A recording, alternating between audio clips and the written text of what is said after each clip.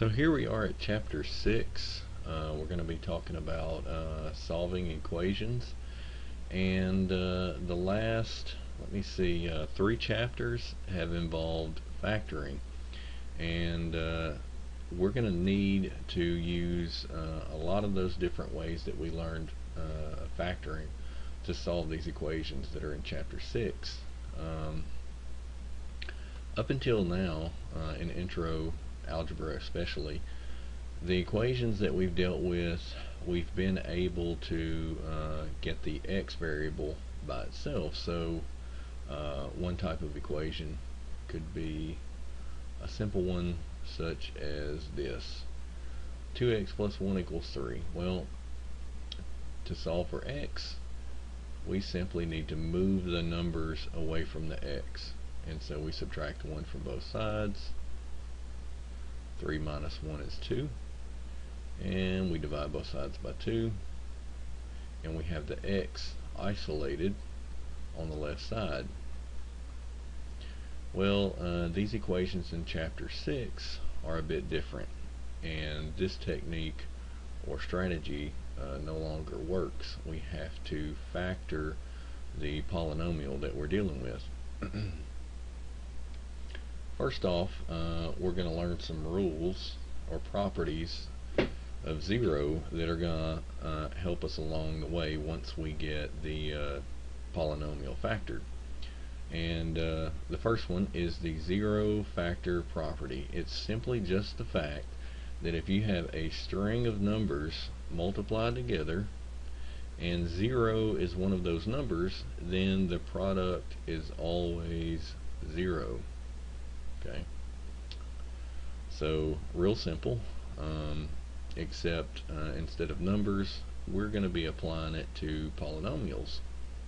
So if you look down below,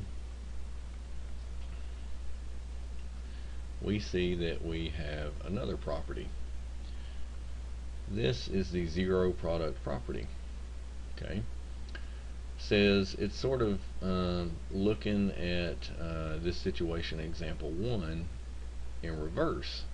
It says that if we have a product equal to 0, then at least one and possibly all of the factors is 0 as well. So this is the situation that we're going to be running into with the equations that we're going to solve.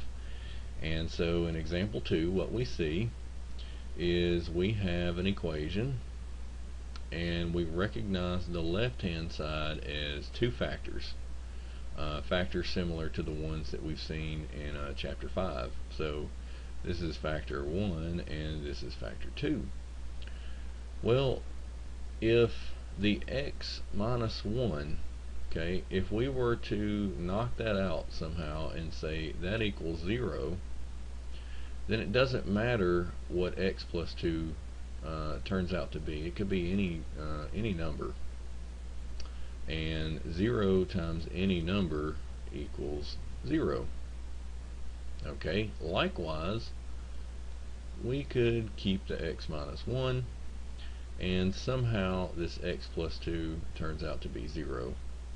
And if that's true, then it doesn't matter what x minus 1, what number that is. 0 times any other number gives us a product of 0, and it satisfies our equation. And so with that being said, in order to solve this equation, we simply do just that. We take each factor and we say, well, what is going to make this x minus 1 factor equal to 0? Okay, we get a much simpler equation to solve. Instead of the two factors at once, we just have this one, and we solve for x. This equation we can solve by simply getting the x by itself. So the ones cancel out when we add 1 to both sides, and we see that x equals 1. Now this 1 is only going to make this first factor 0. We don't have to make both 0 at the same time. We can't do that. But you should see that if we go back to our original equation, And instead of putting an x in our equation, we test or check our solution here. We get 1 minus 1 and 1 plus 2 equals 0. So 1 minus 1 in the first factor is 0, and then 1 plus 2 in the second factor, it's not 0. It turns out to be 3. But we didn't need that to be 0, because 0 times the 3 still gives us the 0 on the right hand side. So x equals 1 is a solution to our original equation.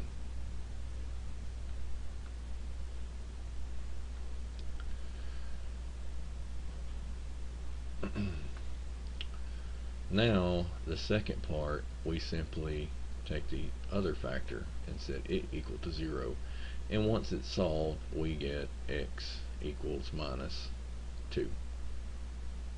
If you plug in x minus 2, this second factor becomes 0, and we satisfy our equation once again. So obviously, knowing the different ways and having learned chapter 3, 4, and 5 well is very important to chapter 6.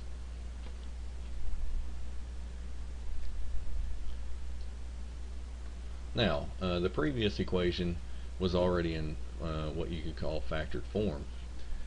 So that leads us to a definition, a quadratic equation in one variable.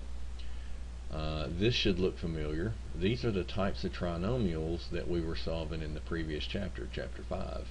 We would use the AC method to factor these types of trinomials, but now we don't just have the trinomial, it's in the form of an equation written as trinomial equals 0.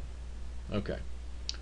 And this particular equation happens to be in what's called the standard form, and that simply means that all of the terms are on the left hand side, or simply to say just all the terms are on one side and then we just simply have a 0 on the other. It doesn't matter whether the terms are on the left or the right, only that all of the terms are together on one side.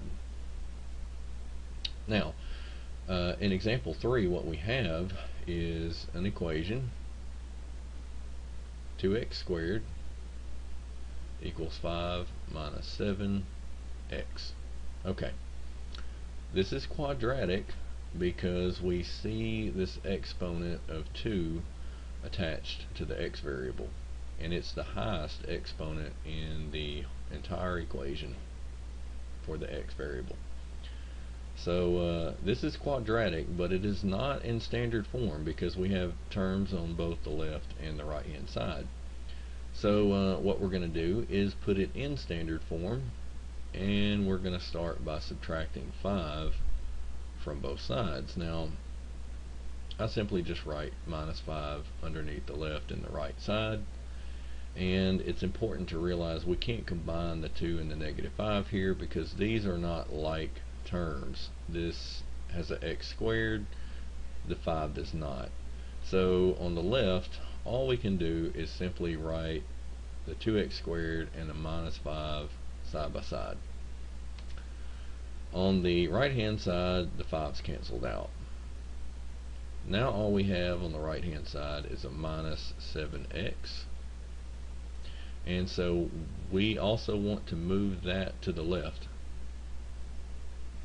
So we add it, because this was a minus, we have to add the 7x. We write it underneath the left and the right hand side. It cancels out on the right, and this right hand side now becomes 0.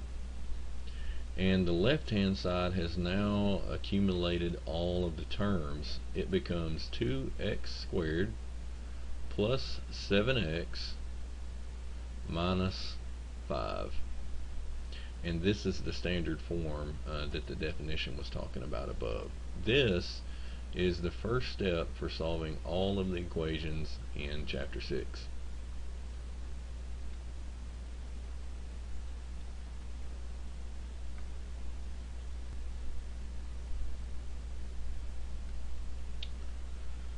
Okay, the next page simply takes another equation. It's quadratic because we have this x to the power of 2, and this power of 2 is the largest exponent of the variables. So here we are, x squared equals 10 minus 3x. The first step is to take this equation and put it into standard form. Write in standard form.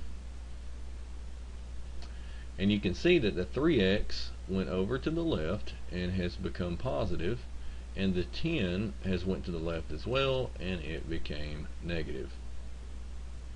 And taking those two terms to the left leaves us with a 0 on the right.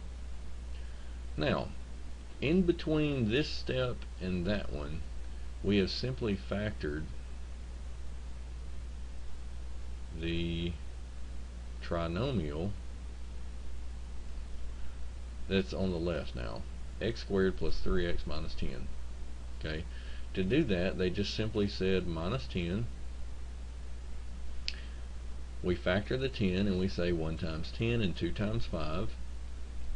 The minus tells us that the numbers in each pair are going to have opposite signs, and the plus of the 3, the b, is positive, so that tells us that the larger number in each pair is positive and the smaller one's negative.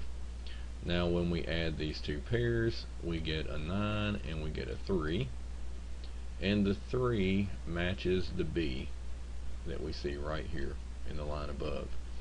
So in other words, negative 2 and 5 are the m and the n that we need to factor the trinomial. And so here you see the factors, x plus 5 and x minus 2.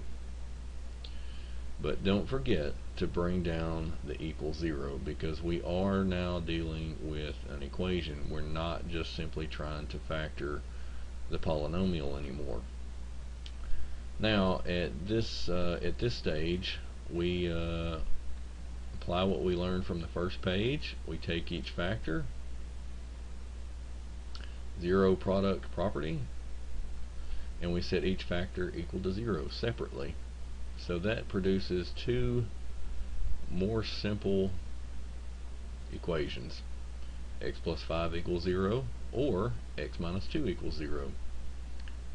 Both of them give us an x,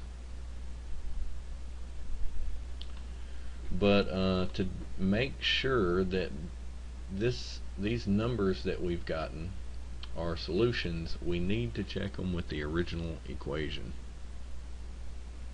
And that's what this part down below is about. And so it says the first number that we check is the minus 5. And what we've done here is we've taken the original equation.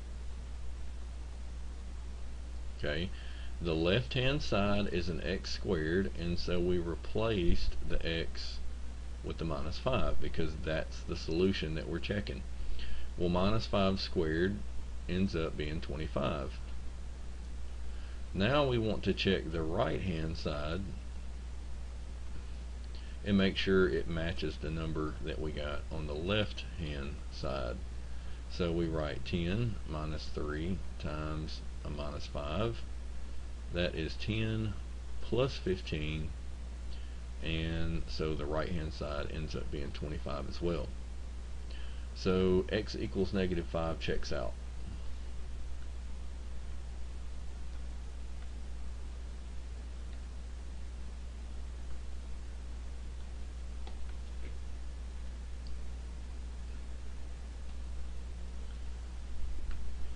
Now we check the other solution that we have, 2. We take the original equation, and on the left hand side we plug in 2 for x, and we get a 2 squared, same exact thing that's written here, and 2 squared is 4. And now we're going to check the right hand side. we replace the x on the right hand side with a 2 again. We calculate the right hand side and we see that it equals 4. So the number that we actually get on the left or the right is not important, only that the two sides match, 4 and 4. So x equals 2 checks out. Alright, example 4 is our first example that we're going to work out completely by ourselves. So I'll rewrite it. We have x squared minus 2x equal 3. The first step is to put it in standard form. So we subtract 3 from both sides.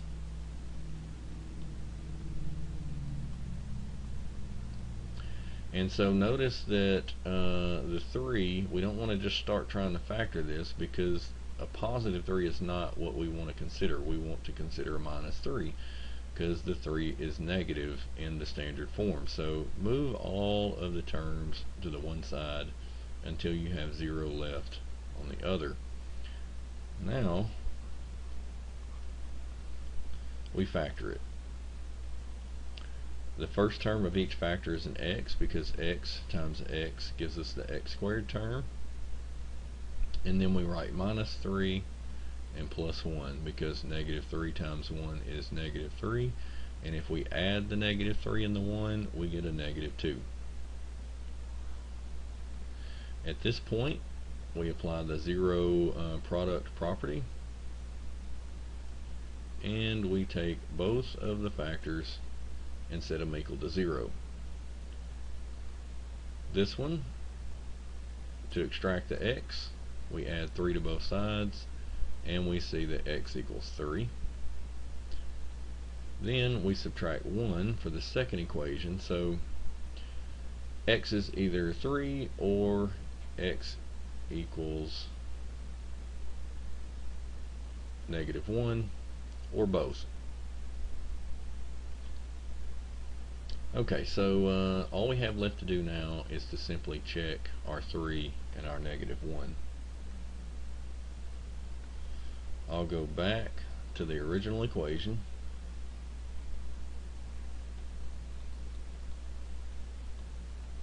And we already have a 3 calculated on the right hand side, so all of the calculations are only going to be done on the left now. So the first one that I'll check is x equals 3. Is this actually a solution? I replace the x with the 3, I square it, and then I multiply by negative 2. 3 squared is 9, subtract 6, I get a 3. And that matches the right hand side, and so x equals 3 is a solution. I go back, and now I want to check x equals negative 1. Is it a solution?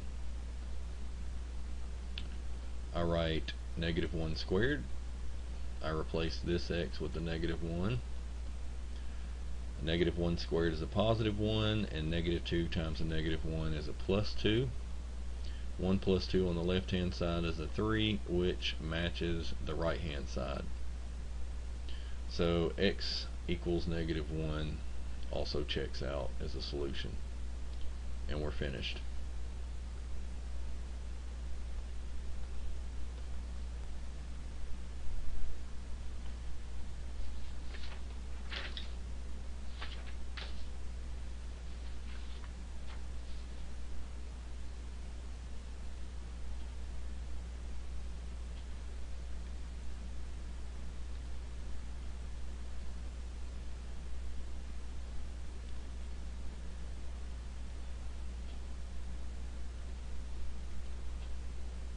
Okay, on the next page, example 5, we have 4x squared equals 2x, and once again we want to get this equation in standard form, so I will subtract the 2x from both sides,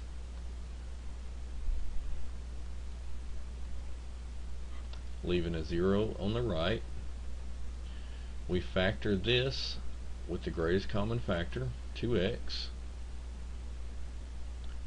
And that leaves us, once we divide 2x out of 4x squared and minus 2x, that leaves us with another factor, 2x minus 1.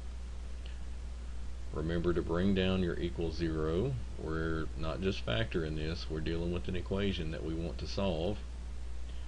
And so now we take each factor and separate them and set each one equal to 0.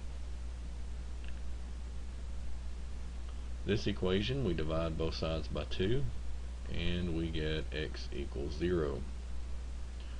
This equation, we add 1 to both sides first.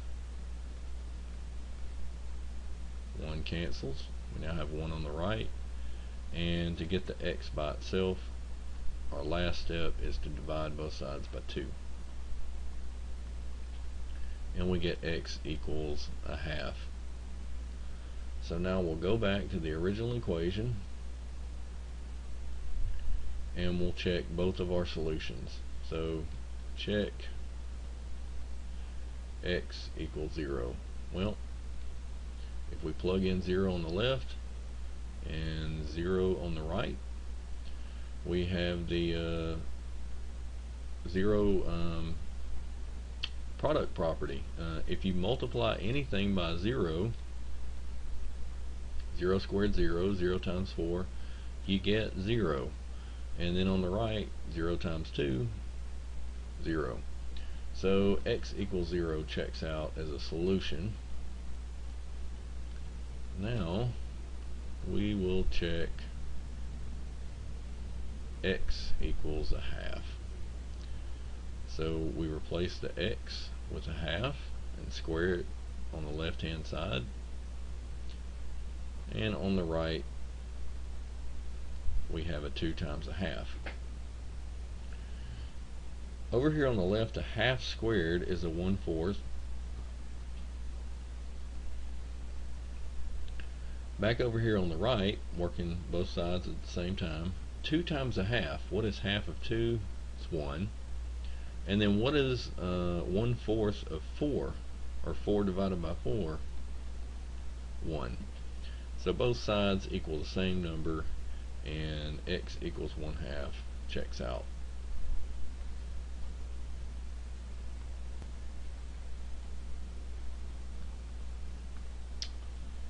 Example 6, we have the equation t minus 4 squared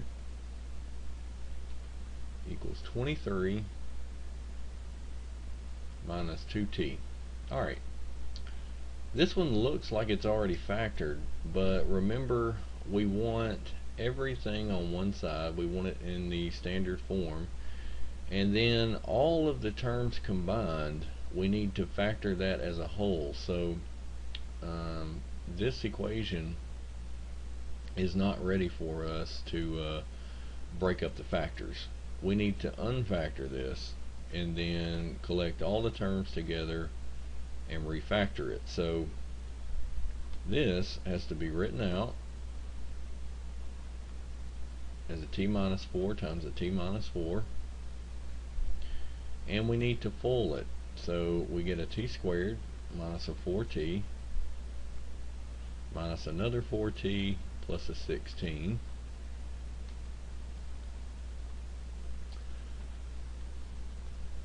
This will reduce to 3 terms when we combine the 2 terms here in the middle.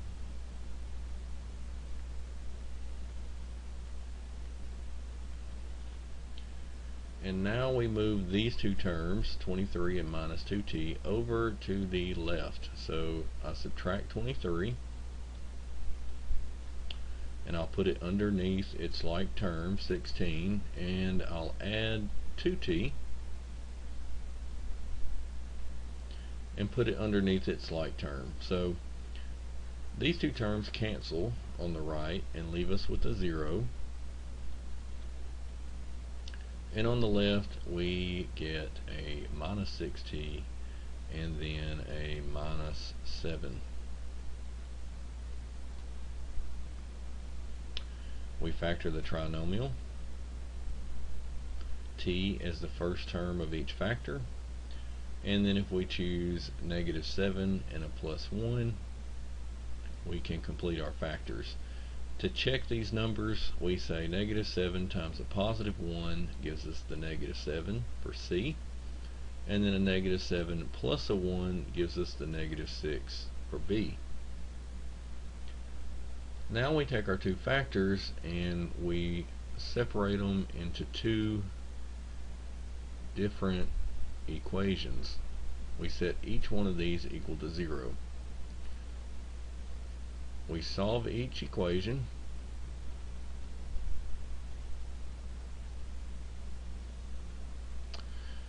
We get t equals 7 from the 1.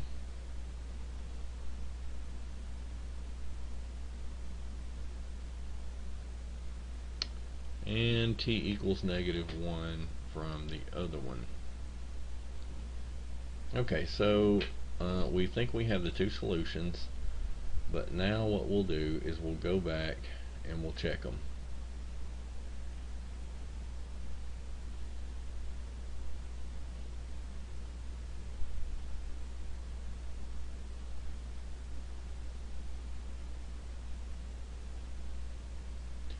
Okay, so we'll write out the original version of the equation and we'll replace the t first with a 7.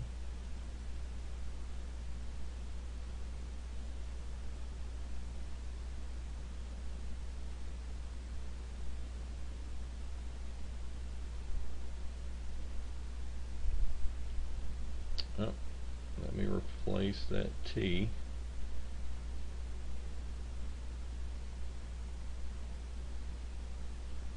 Behind the 2 with the 7. So now inside the parentheses we have 7 minus 4 is a 3, and so we square it. On the right hand side we get a 23 minus a 14, and now go back to the left, square the 3, and we get a 9. And back on the right, a 23 minus a 14 is also a 9. So these two sides do equal. T equals 7 checks out as a solution. So we're still on example 6, and I still need to check this solution that we got. T equals -1. So here we go. We take our original equation,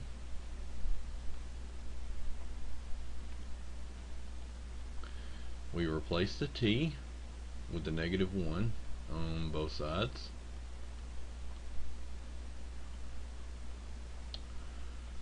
On the left we have a -1 minus a 4, which is a -5, and we square it. On the right we have a 23. -2 times a -1 is a +2, and 23 plus 2 on the right is 25. Back on the left we have a -5 squared, which is also a 25. So the solution of t equal -1 checks out, and so did our solution t equals 7.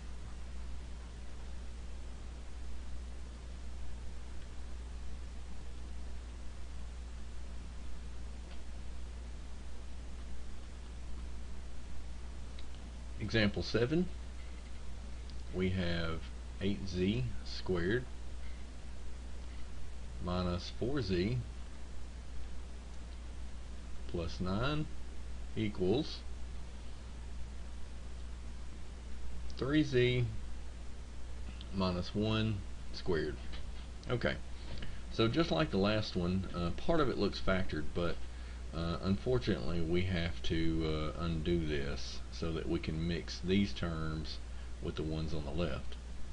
Alright, so we rewrite this as a 3z minus 1 times a 3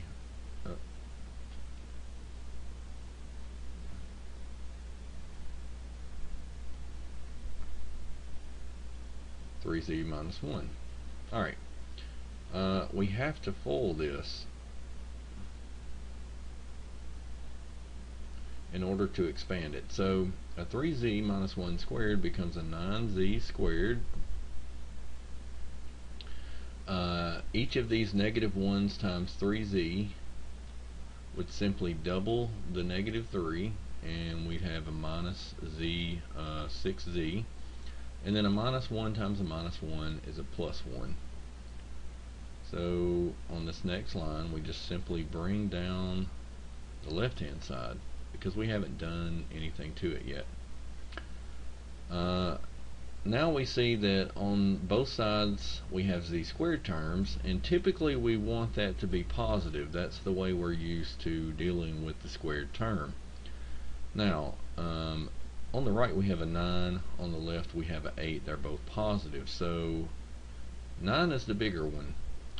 It's the bigger number. We're going to leave it this term where it's at, and we're going to move all these terms on the left over to the right, because ultimately we want our z squared term to be positive, because that's just what we're used to. So we strike those out. Well, they don't completely cancel over here on the right, but I'll go ahead and move these other two terms as well. So to move the 4z to the right, we add it. On the right side, its like term is the minus 6z, so I'll place the 4z underneath it. To move the 9, I have to subtract it from the left, and I'll place it underneath the plus 1 on the right. So all of these terms on the left cancel, and they leave us with 0. 9 and negative 8 leave us with a z squared. Negative 6 and 4, a minus 2z. And 1 and negative 9, minus 8. We factor the trinomial. Z times z gives us the z squared term. And now we write a minus 4 and a plus 2. Negative 4 times 2 is negative 8. And negative 4 plus a 2 gives us the negative 2b. So here is the way we factor that trinomial, and now that it's in factored form, we take each of these factors separately and set them equal to 0.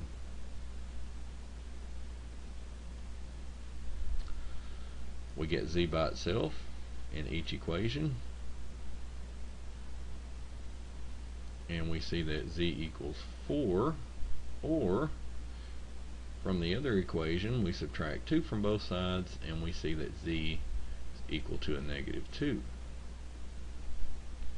Okay, so now we're at the point we want to go back to the original equation and check it.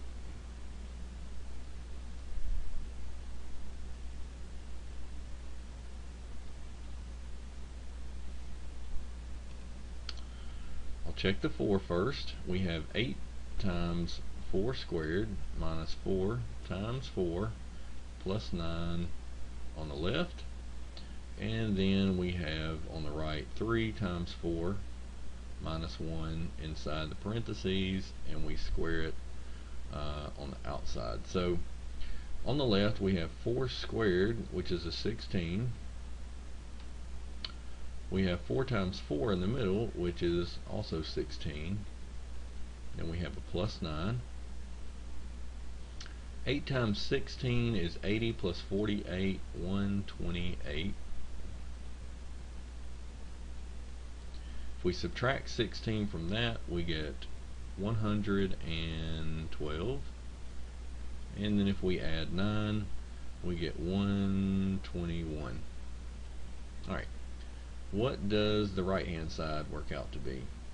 We get a 12 minus 1 in parentheses, which becomes an 11, and then we square it, and 11 squared is also a 121, so the two sides equal, and z equals 4 checks out. And I am going to save z equals negative 2 for you to check out, but I can tell you already that it is a solution. So plug it back in, and make sure that you can get the two sides to equal.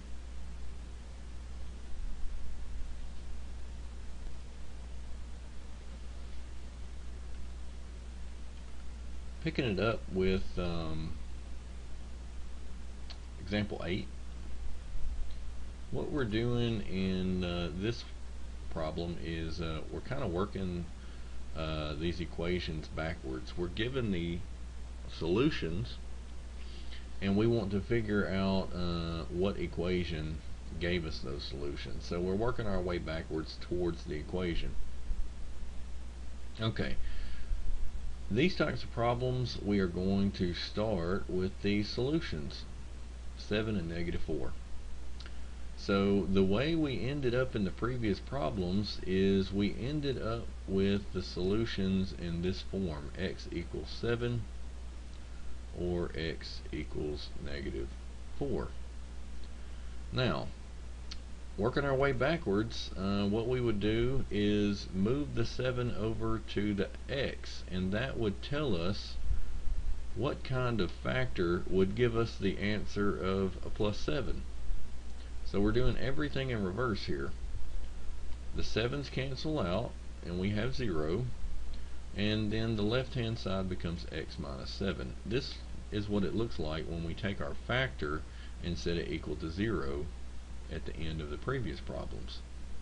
So we rearrange the other solution in a similar manner, and we get x plus 4 equals 0. This x plus 4 had to have been a factor in order to get the solution x equals -4. So now we have our factors. We'll put them together.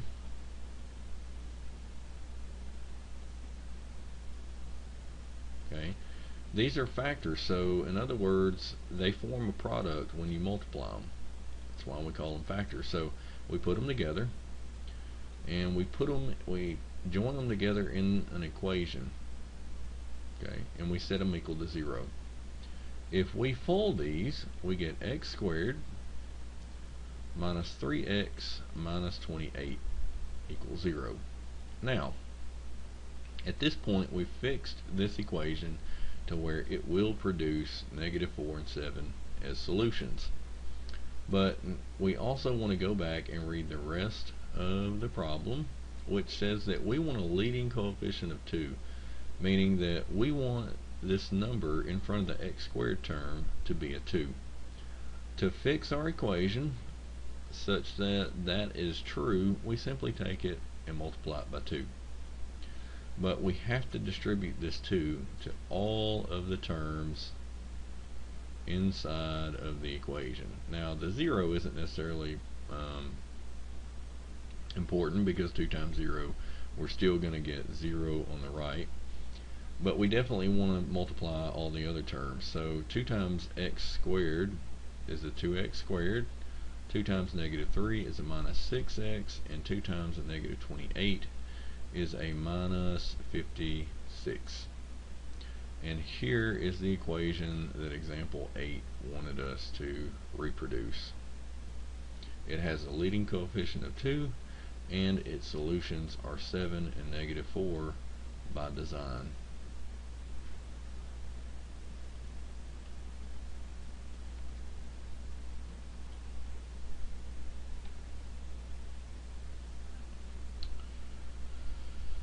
Okay, example 9, it doesn't tell us what we want the leading coefficient is, so it can be whatever.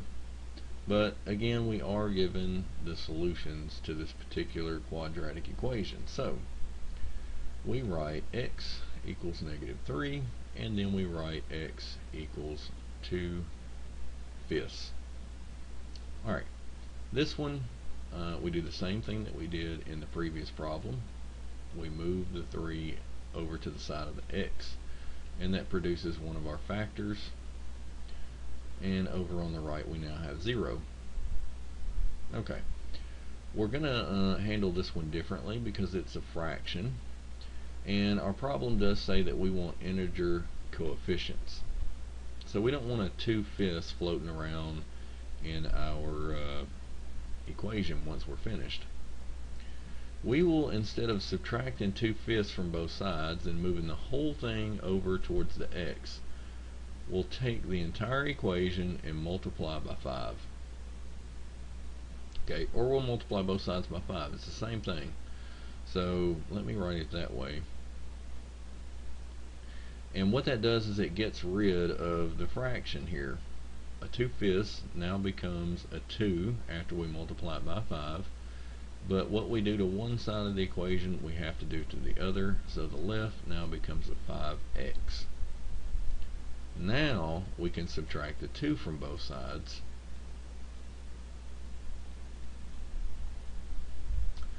And we get the 0 on the right.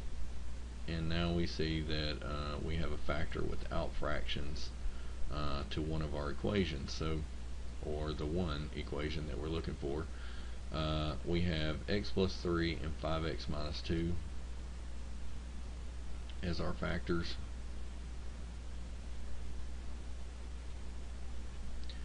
We multiply them together and set it equal to 0. And at this point, we'll take it a step further and go ahead and multiply these two together. We'll write 5x squared minus 2x plus 15x, 3 times 5, and 3 times negative 2 minus 6. And finally, we'll add the two like terms in the middle to get a 5x squared plus 13x minus 6 equals 0. And so we've reproduced the equation that results in negative 3 and 2/5 being the solutions. We've basically worked the first problems that we ran into backwards.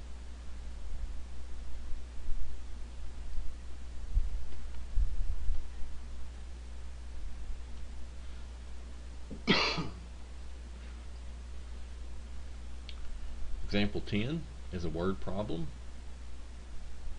And you could say there's a bit of a trick to it if you haven't seen this type of problem before. We're looking for two consecutive integers.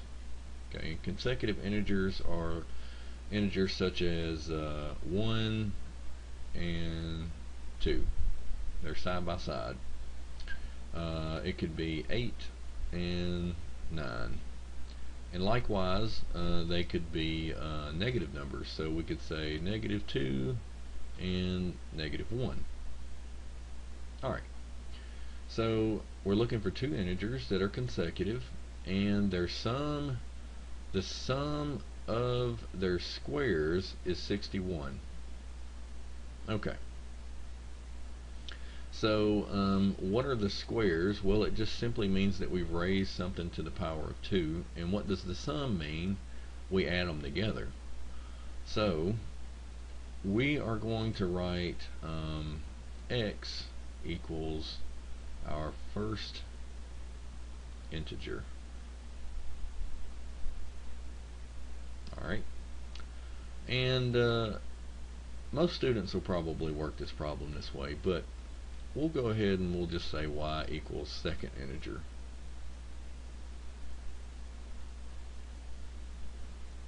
Okay, just to get the problem set up. So these are our two integers.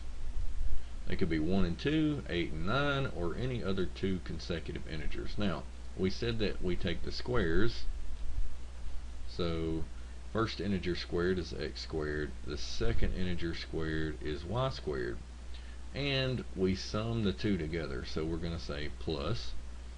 And then it said their sum is equal to, or is 61. So that means equal to 61. Now, we can't take an equation with no other information and two unknown variables and figure out which two integers we're looking for. You could probably guess. You could start with 10 and 9 and then work your way backwards from there and maybe eventually come up with the solution. But we're gonna learn a better way to do this.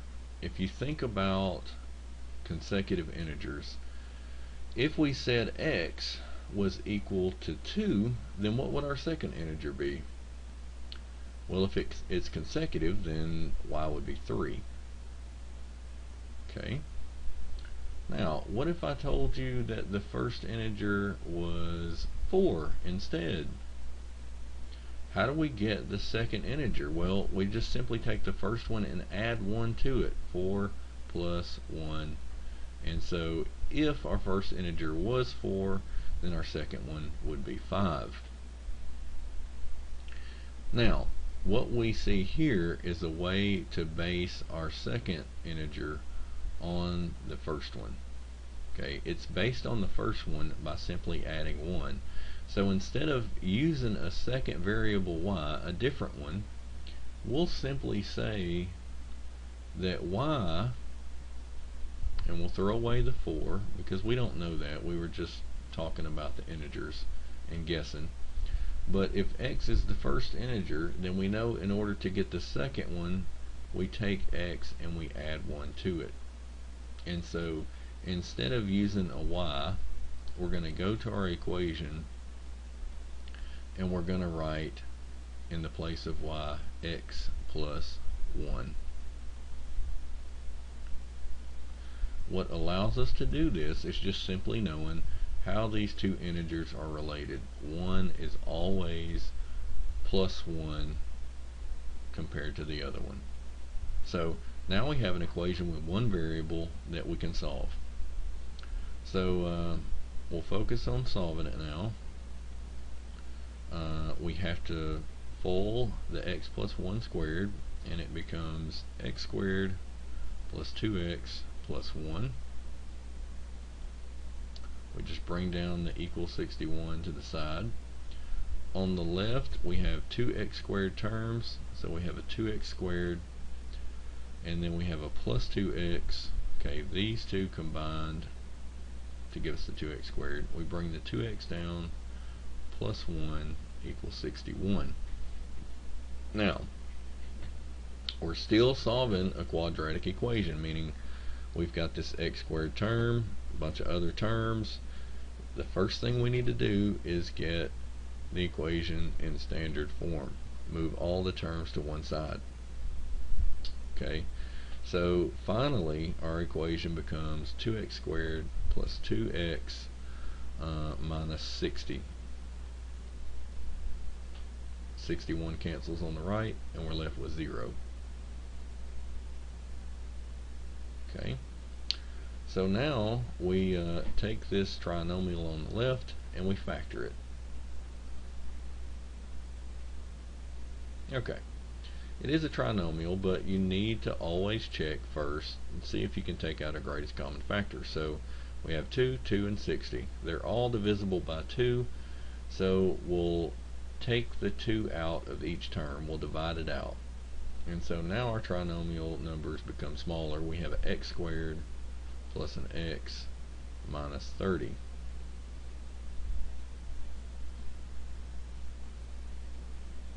Okay, now we factor it. This is a trinomial with a leading coefficient of 1, so we focus on the 30. And we find two numbers that multiply to give us negative 30 and add to give us a plus 1. Those numbers would be 6 and minus 5. At this point, we have our two factors. We set each one equal to 0, and we solve each equation. We get x equals negative 6.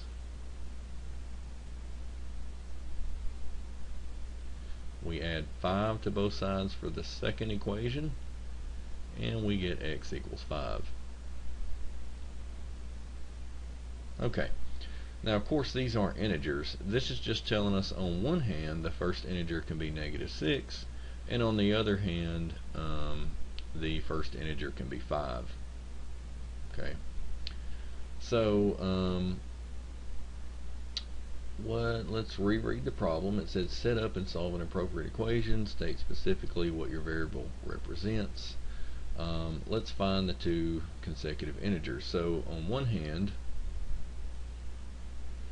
our first integer could be -6, and in that case the second integer would be y equals -6 plus 1. Okay, you add 1 to the first integer and you get the second integer. So here is our consecutive integer pair, -6 and -5.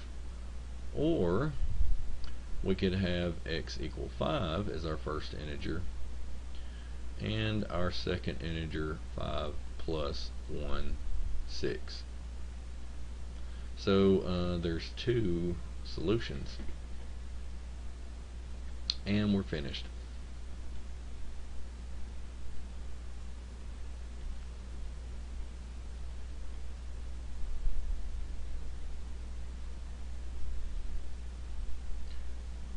Example 11, a little bit of geometry. We're talking about a rectangle, so first step is probably to just draw a rectangle out. A lot of times just simply drawing a picture makes you think about the problem, so you get familiar with it, and we read the rest of it. It says the length of this rectangle is 3 feet less than twice its width. Okay, so we'll call this side the length, and we will call this side the width. Okay, it's telling us how these two dimensions are related. It says the length L is, which you should pick up on and translate as an equal to sign or symbol. So to translate this into an equation, we write L equals 3 feet less than. So in other words, we have something that we're going to subtract 3 from, 3 feet less than something, and that something, what goes in this blank here, is twice the width. So we write that as 2W.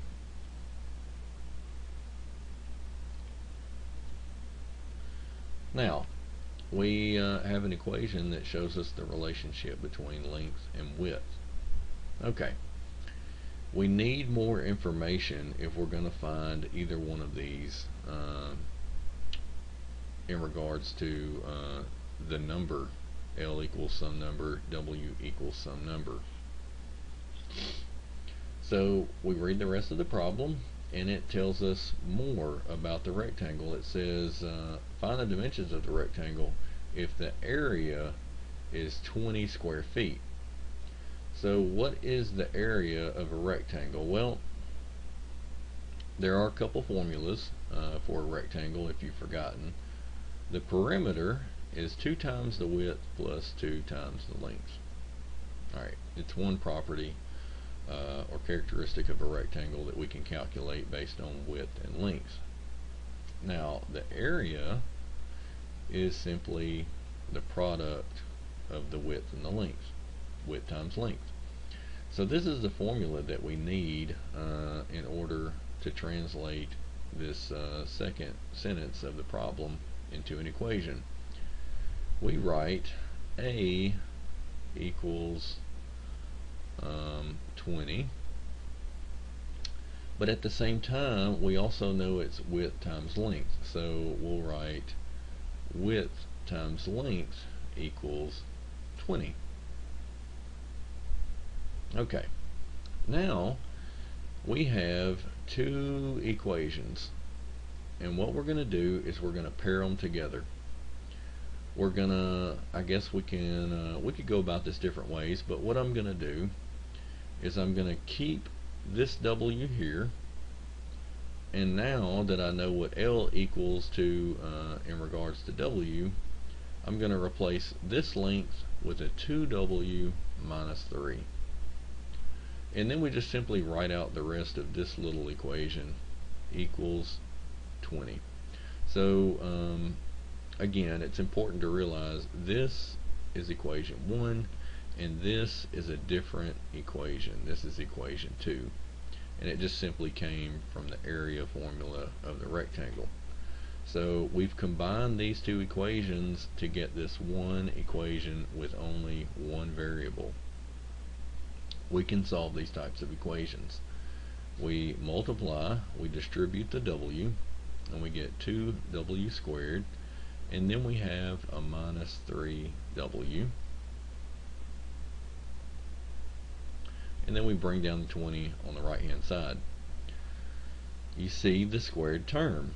So this is a quadratic equation, and in order to solve one, we need to move all of the terms to the one side.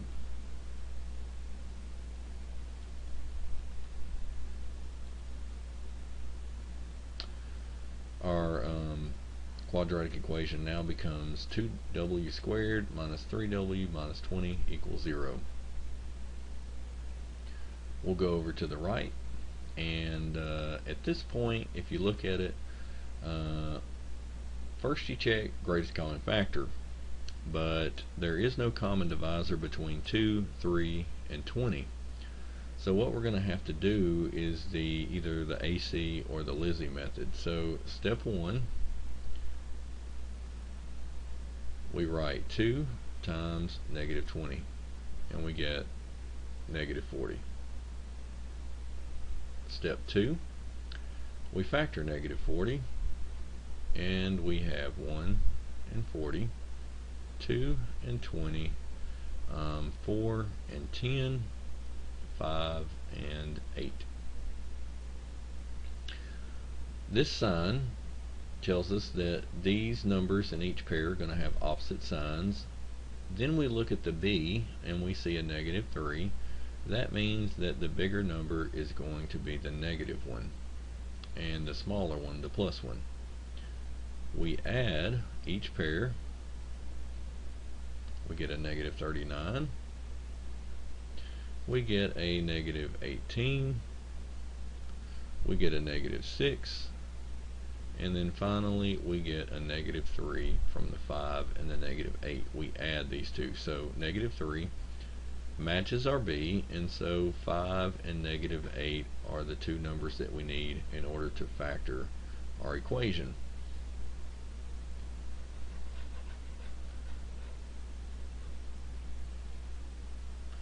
Now, step 3, we can do the Lizzie method and write out the leading coefficient on the top of a fraction, and then we would write the two numbers 5 and negative 8 that we found on the bottoms. 2/5 won't reduce, so that tells us that 2x plus 5 is a factor. 2 over negative 8 will, and it reduces to a 1 over negative 4, and that tells us that we have a factor of x minus 4. Okay, so this problem's required quite a bit of work. We drew us a picture of a rectangle, we deciphered the information and converted it into equations that the problem gave us. We combined the two equations, we worked it out and put the equation in standard form, and now we're having to factor it. And now that it's factored, we take each factor and set it equal to 0.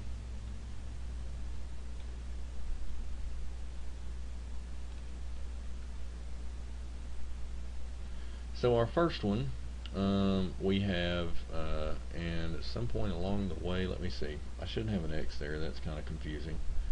I'm just used to having an X in our equations. What this actually should be is a W. Okay, this equation is based on a W. So this factor is 2W plus 5. So we set that one factor equal to 0, and we solve for W, our width. And that leads us to W equals minus 5 over 2. Okay, now I'm not going to check this with the original equation because we have a negative value for width, and we do not talk about distances or widths or lengths in terms of a negative number. So I'm simply going to throw this solution away. And I'm going to focus on the other factor and hope that it produces a positive answer. So we take the other factor, w minus 4, and we set it equal to 0. We add 4 to both sides, and we get the width is equal to 4. So now, with the width equal 4, we can go back and figure out what our length is up here, because the length is based on the width. We write 2 times 4 minus 3. We get an 8. We subtract 3, and we see that our length is 5. Okay, having a length of 5 and a width of 4, our area is width times length, and it just so happens that 4 times 5 is equal to 20.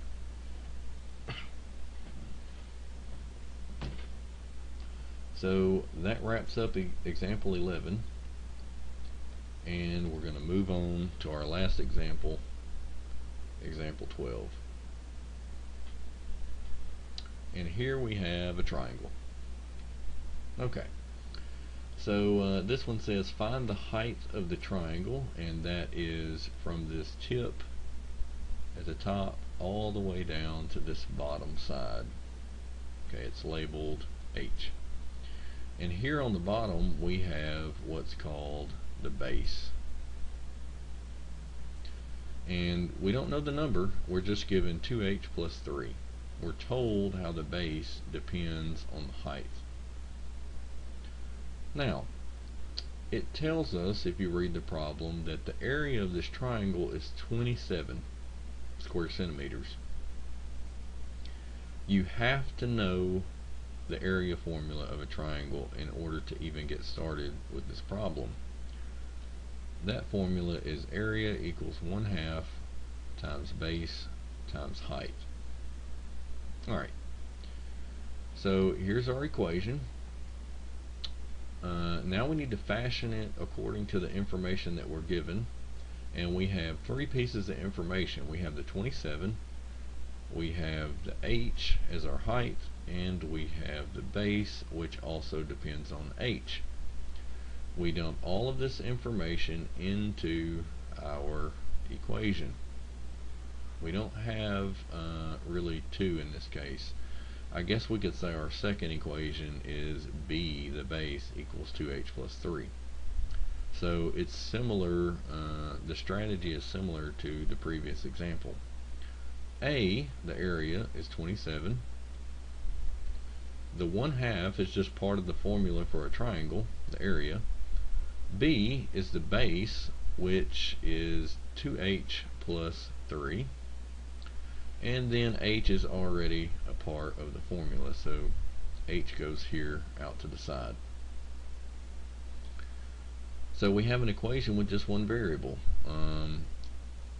First, what we'll do is we'll get rid of this fraction here, and we can do that by multiplying both sides by the denominator, 2. That cancels out the 2. 2 times 27 on the left is a 54. And now on the right we have 2h plus 3 times h. We distribute to h. We get a 2h squared plus 3h. And we want to, so first step is to separate everything into individual terms, and now at this point we want to move everything to one side and have 0 on the other. So quickest way to do that is to subtract 54 from both sides and move it to the right.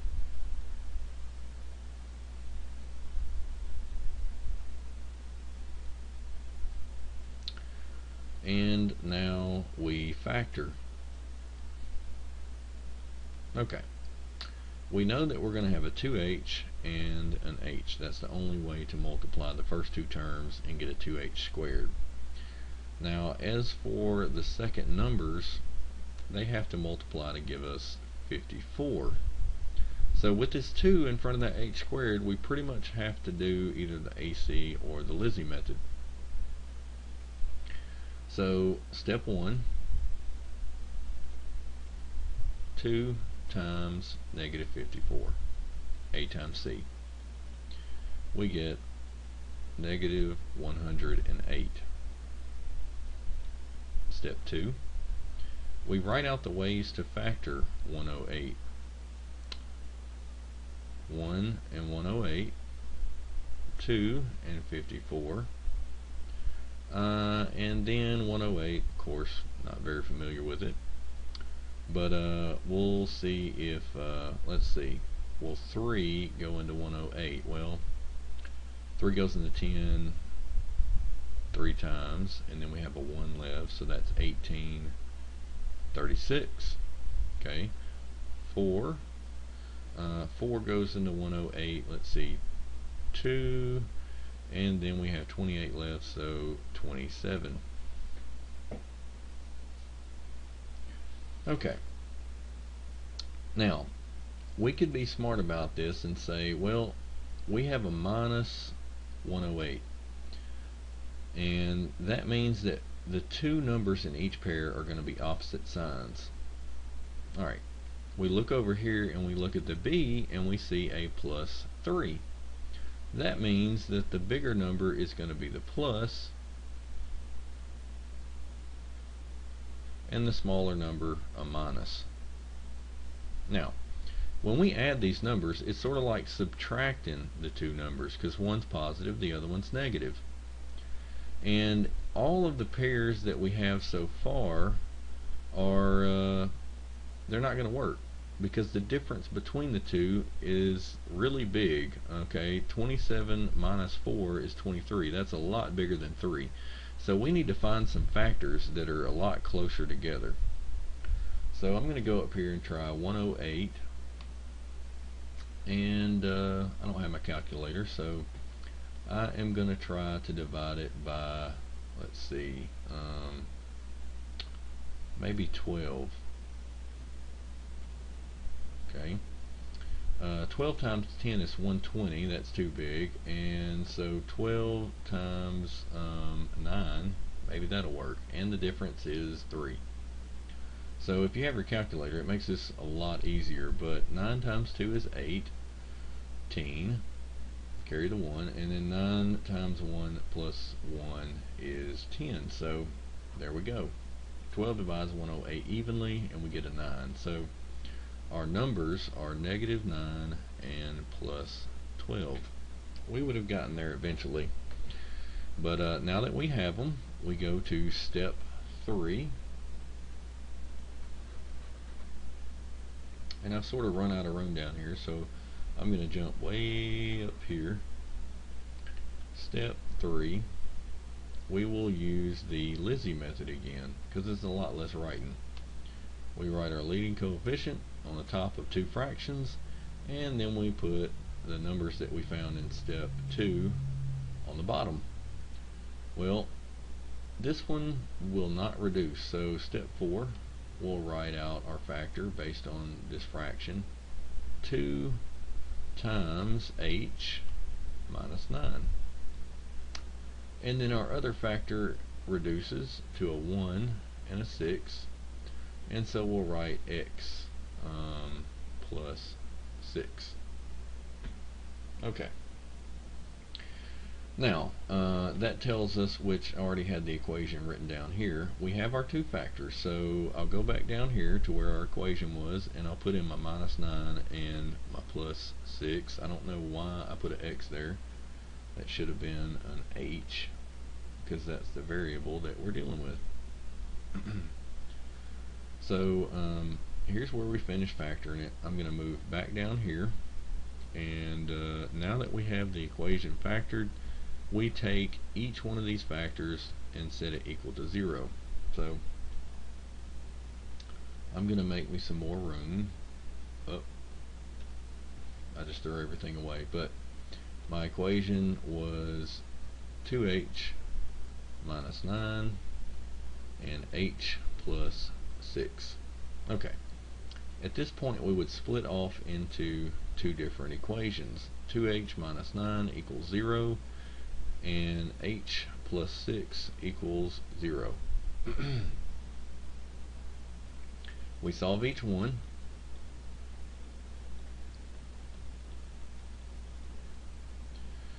Add 9 to both sides, divide by 2. H equals 9 halves on the one hand. The other factor gives us a solution, h equals negative 6. Now, once again, h is a dimension to an object. We do not use negative numbers for height, width, or length. So we're going to throw it away. And so now our solution to the height is 9 halves.